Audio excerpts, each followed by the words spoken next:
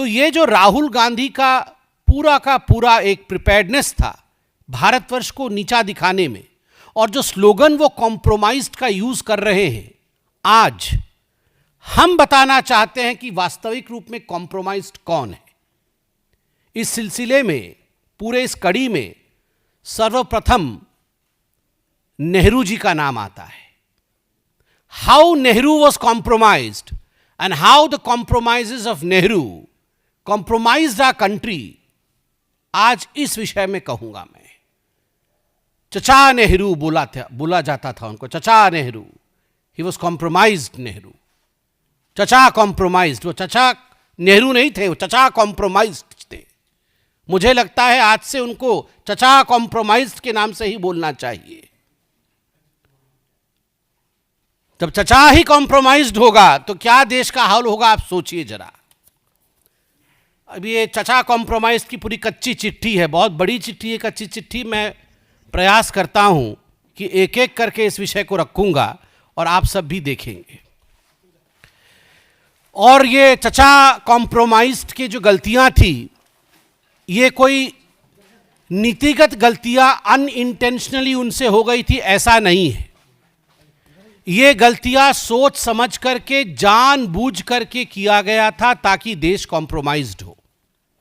मैं पहला आरोप जो मीडिया के समक्ष और मीडिया के माध्यम से देश के समक्ष रखना चाहता हूं चचा कॉम्प्रोमाइज्ड के बारे में, वह है कि चचा कॉम्प्रोमाइज्ड के सचिवालय में, नेहरू के सचिवालय में CIA का इतना पैठ था कि उनके जो विशेष सहायक या विशेष सचिव थे, जिनका नाम M.O. मथाई था, M.O. मथाई को अमेरिकी एजेंट के नाम से बुलाया जाता था।